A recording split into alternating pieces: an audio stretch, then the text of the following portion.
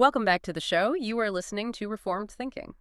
Good to be here. Yeah, it is great to have you back. This is the place where we, stop scrolling, turn off the notifications, and just try to understand the world we are actually living in. We take a stack of sources, articles, ancient texts, theological treatises, and we try to extract the signal from the noise.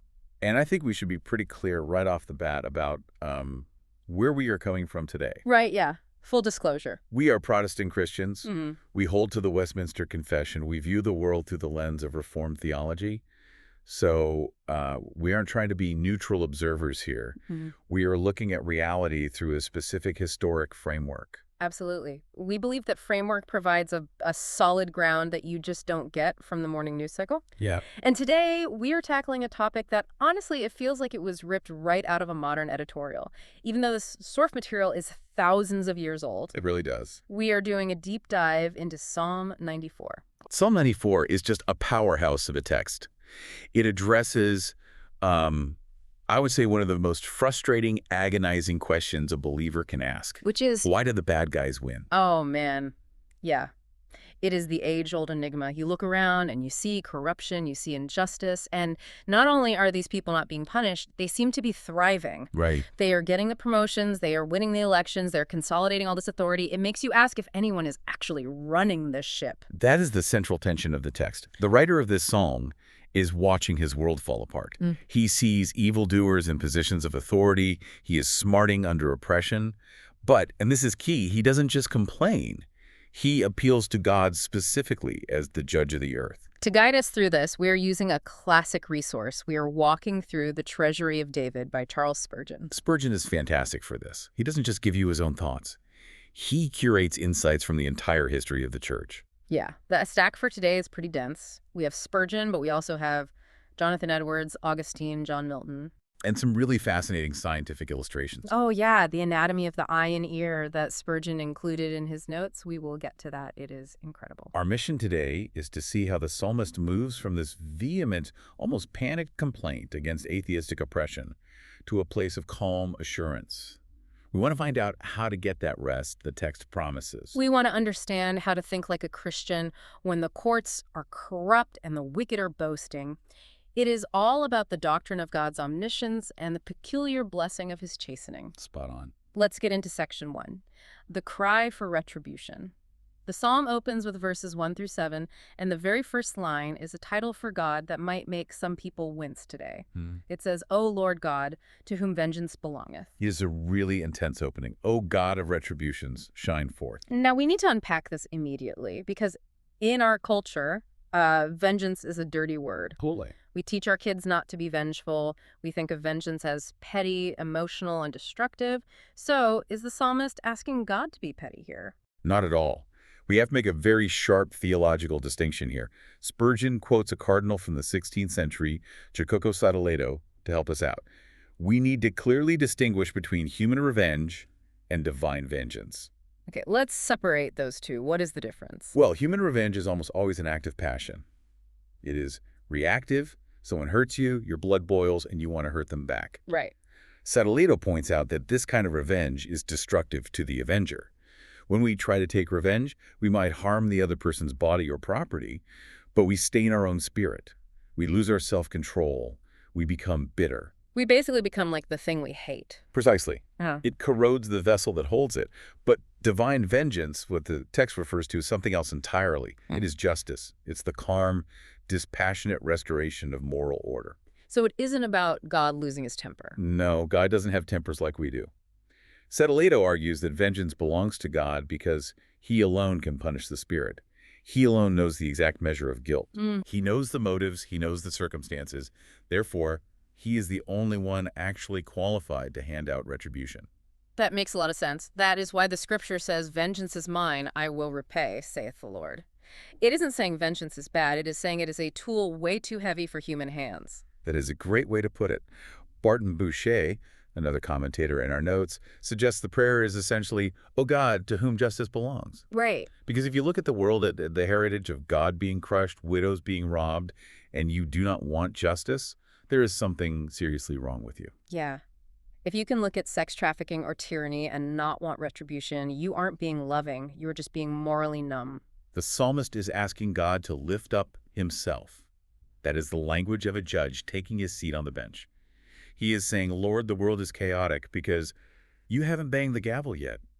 Please take your seat and issue the verdict. The text goes on to describe the state of the world, and it is pretty graphic. It says the wicked are triumphing. And verse 4 says, how long shall they utter and speak hard things? And all the workers of iniquity boast themselves. There is a Hebrew metaphor in that word utter that is incredibly vivid. It implies a fountain gushing forth. So they aren't just speaking occasionally. No, it is a redundant, ceaseless flow. They are bubbling over with arrogance. These aren't criminals hiding in the shadows, ashamed of what they're doing. They are boasting. They're proud of their oppression. They're controlling the narrative. And who are they targeting? Verse 5 says, they break in pieces thy people, O Lord, and afflict thine heritage. And then verse 6 mentions the widow, the stranger, and the fatherless. These are the classic biblical categories of the vulnerable. But notice this specific designation, thine heritage. This is an attack on the church, or in the Old Testament context, the faithful remnant of Israel. Right. Spurgeon notes that this exact cry has been heard in the dungeons of the Inquisition and at the whipping posts of slavery. It is a timeless cry. It is. Whenever a tyrant wants to consolidate rule, he usually targets the people of God and the vulnerable. And the psalmist is bringing this evidence to the judge. He is saying, look at what they are doing to your heritage. Now, what is the logic behind this oppression? Why do these guys think they can just get away with it? We find the answer in verse 7. Yet they say, the Lord shall not see, neither shall the God of Jacob regard it. This brings us to the concept of practical atheism. Break that down for us. How is that different from theoretical atheism? A theoretical atheist says, there is no God. A practical atheist might say, sure, there is a God, but he lives as if God is completely irrelevant. These oppressors aren't necessarily denying the existence of a deity. They are denying his providence. They are denying that he watches. They think he is an absentee landlord. Right. They think he is up in the heavens, minding his own business, totally disconnected from the gritty reality of human politics. They say, the Lord shall not see. There is a massive theological irony in that verse, though. They use the phrase, the God of Jacob. It is super ironic. Jacob is a covenant name. It refers to the God who wrestled with Jacob in the dust at Jabbok. It refers to the God who watched over Jacob when he was running from Esau. Yeah. To use that specific name, the name of the God who gets down in the dirt with his people and then claim he doesn't see, it is absurd. It shows how blinded they are by their own pride. They are using religious language while completely denying the reality of who God is. It is the lie that every tyrant tells himself to sleep at night. I am the highest authority. No one is checking my work. So the psalmist has laid out the complaint. He has identified the crime and the criminals. Now, in section 2, which covers verses 8 through 11, he stops talking to God about them and starts talking to them directly. He turns to the oppressors and launches a debate. And he starts with a flat-out insult. Understand ye brutish among the people. Brutish, that is definitely not a compliment. No, the Hebrew word is derived from a root that refers to boars or swine. He's calling them pigs. He is saying, you think you are the elite. You think you are the sophisticated ones who have moved past the primitive idea of a God who judges, but actually you are acting like farm animals. Spurgeon has a great line here. He says, wicked men are fools. The more they know without God, the more foolish they become. It is kind of the Dunning-Kruger effect of theology. They are so incredibly confident in their ignorance. So how does he dismantle their argument? They claim God doesn't see. How does the psalmist prove he does? He uses what we call the argument from design. This is natural theology. He appeals to the very bodies these men are living in. Verse 9, he that planted the ear, shall he not hear? He that formed the eye, shall he not see? It is a basic argument from cause and effect. You cannot give what you do not possess. If God created the faculty of hearing, he cannot be deaf. If he created the faculty of sight, he cannot be blind. I want to spend some time here because the Treasury of David includes some really in-depth notes on the anatomy of the ear and eye to back this up. It isn't just a poetic statement, it is a biological argument. It is fascinating. Let's look at the ear first.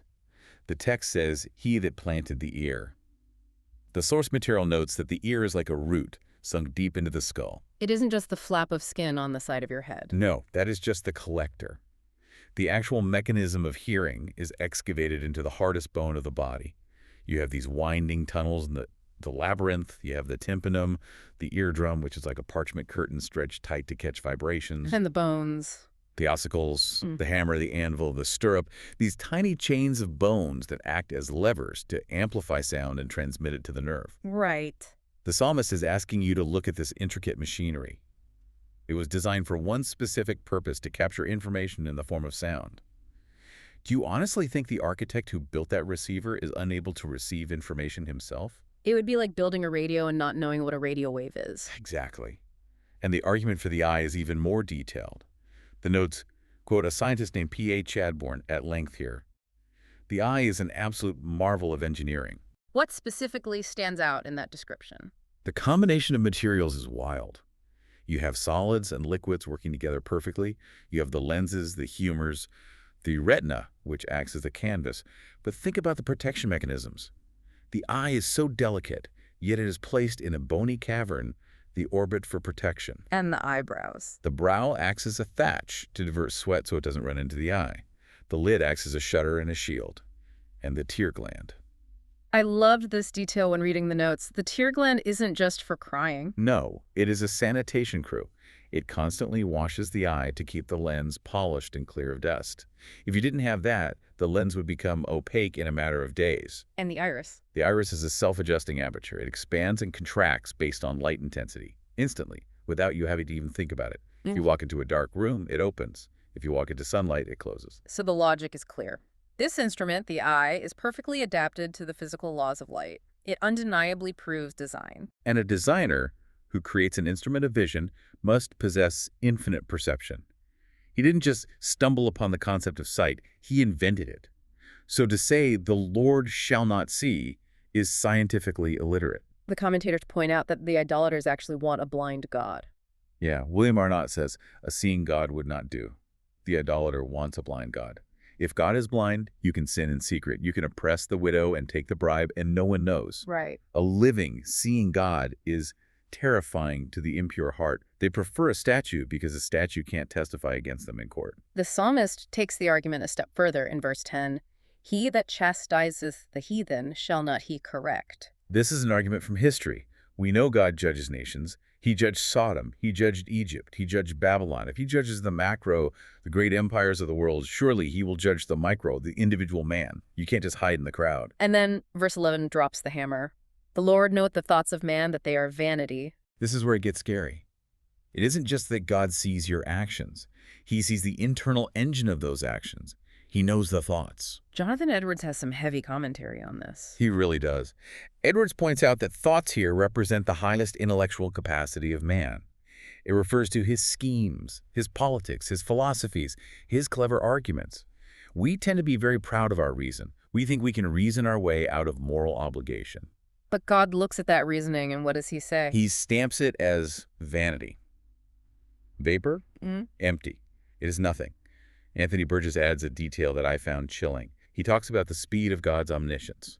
He says the twinkling of a thought is faster than the twinkling of an eye. You can have a thought and dismiss it in a fraction of a second. Yet God catches it. He tracks millions of them from billions of people simultaneously. Right. There is no privacy. There's no secret corner of your mind where you can hide your rebellion. That is a terrifying reality for the brutish man.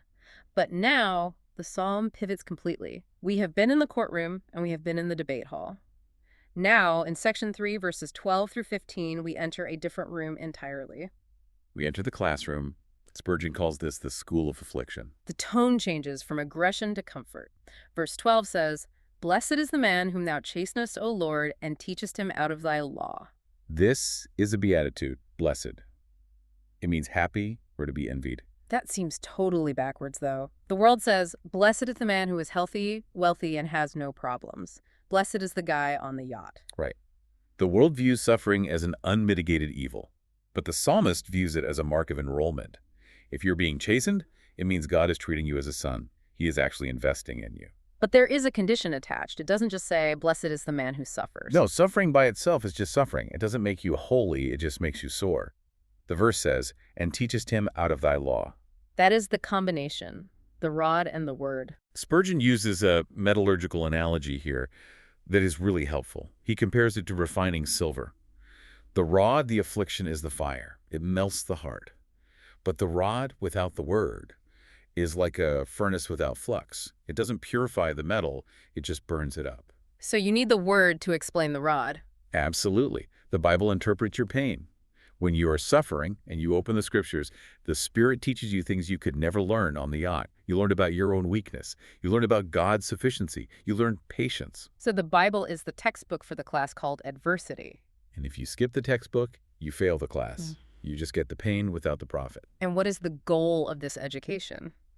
Verse 13 says, that thou mayest give him rest from the days of adversity. This is a paradox. God gives us rest from the days of adversity.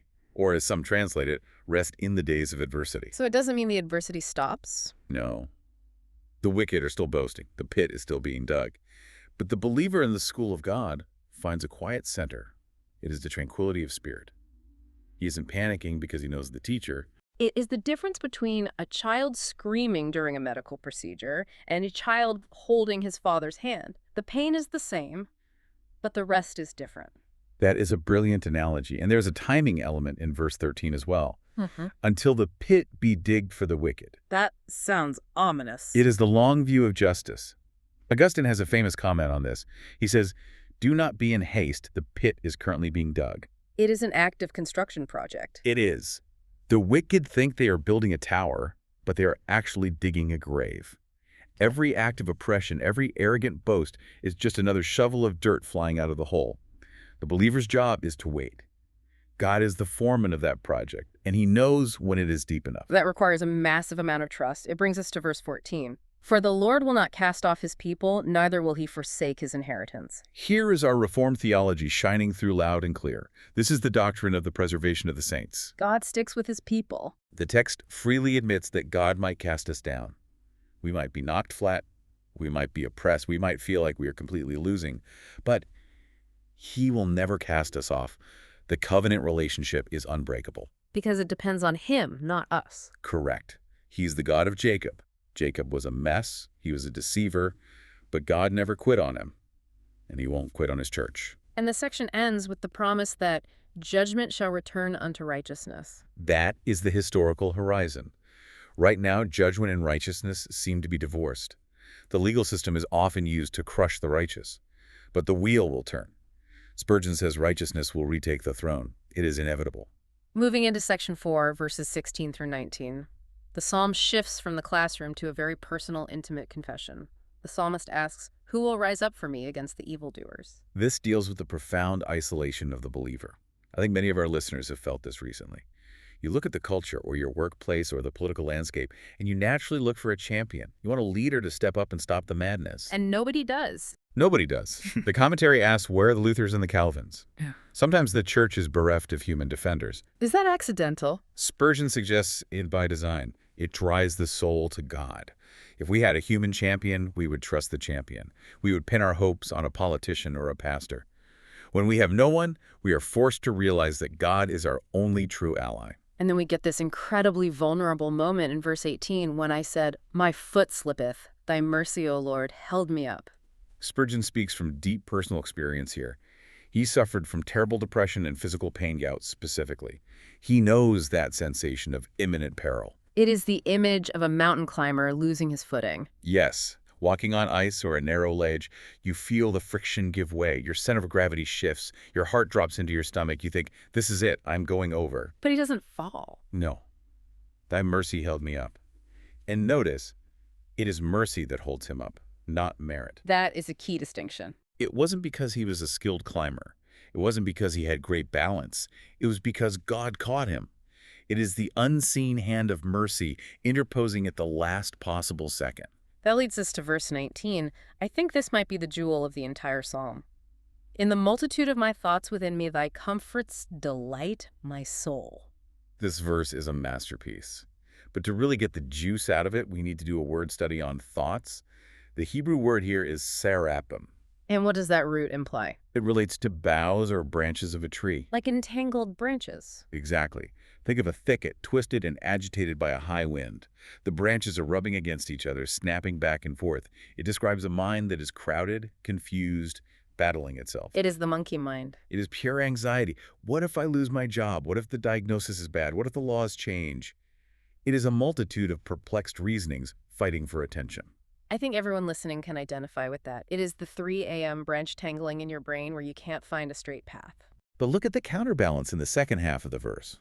Thy comforts delight my soul. Thy comforts. Not my comforts, not a stiff drink, not a distraction, not scrolling social media to numb out, not positive thinking. Those are human comforts. They are weak. Thy comforts refers to the comforts that come directly from God. They are the objective truths of who he is, the attributes of God, his sovereignty, his goodness, his power, the promises of the covenant, the person of Christ. These are solid rocks in the swamp of our anxiety. And the text says they delight the soul. The word delight is strong. It implies rapture. It implies high emotion. It isn't just that God soothes you or calms you down. It is that the Holy Spirit drops a truth into your mind that is so potent, it actually creates joy in the middle of the crisis. It is a miracle. It really is. It is the balance of the Christian life. Yeah. Great anxiety matched by greater consolation. You can have the tangled branches and the delighted soul at the very same time. That is beautiful. It is a lifeline for anyone struggling with anxiety. But the psalm doesn't end on a cloud of comfort. It comes back down to hard earth.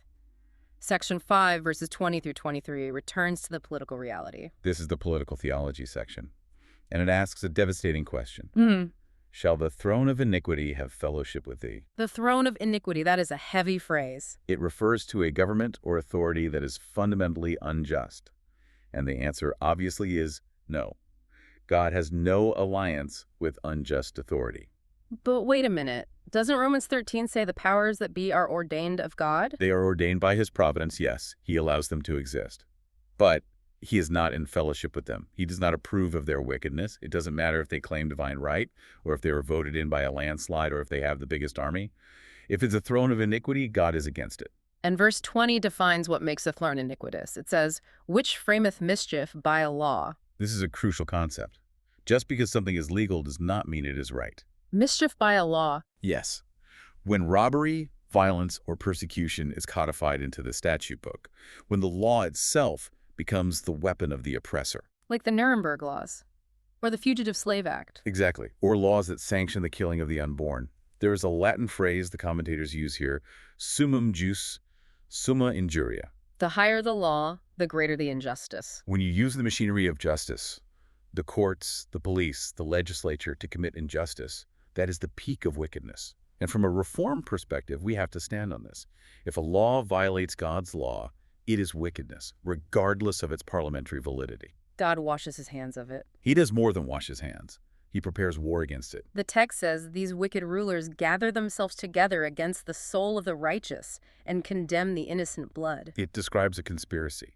The popular party, the majority, gathering to crush the innocent. It feels overwhelming. But verse 22 is the believer's stance. The Lord is my defense, and my God is the rock of my refuge. We don't defend ourselves with the same weapons they use. We hide in the rock. And then comes the end of the wicked rulers in verse 23. He shall bring upon them their own iniquity, and shall cut them off in their own wickedness. It is inevitable destruction. We talked about the pit earlier. This is where they finally fall in. There is a sense of poetic justice here. Bring upon them their own iniquity. Often, evil is self-destructive. The mechanism of judgment is often their own policy blowing back on them. The trap they set for the righteous snaps shut on their own leg. Haman is hanged on the gallows he built for Mordecai. The psalm ends with a double affirmation. Yea, the Lord our God shall cut them off. It is decisive. There is no ambiguity. Faith reads the present in the light of the future. The present looks like the wicked are winning. The future is that they are cut off. The believer stands on the future. So let's zoom out and look at the whole arc of this deep dive. We started with the cry for justice, O God, to whom vengeance belongs. We realized that vengeance is actually just pure justice. Then we looked at the scientific proof of God's all-seeing eye.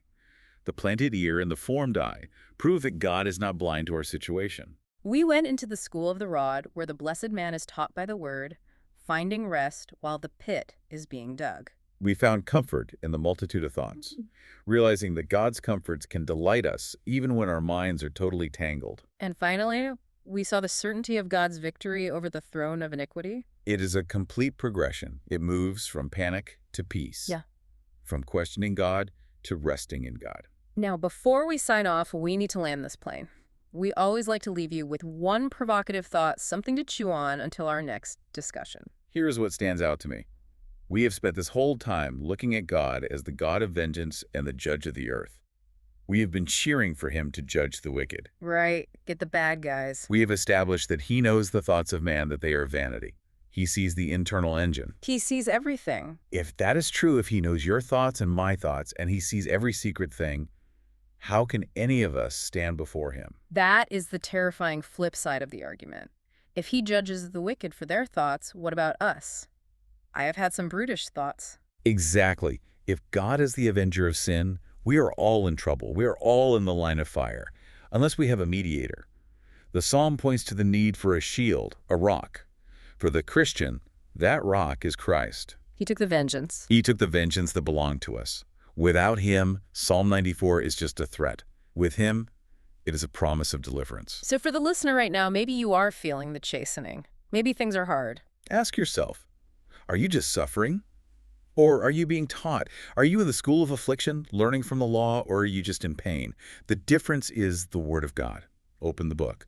Let the Master teach you. That is the perfect place to end. Thank you for diving deep with us today. It has been a pleasure. We will catch you on the next deep dive.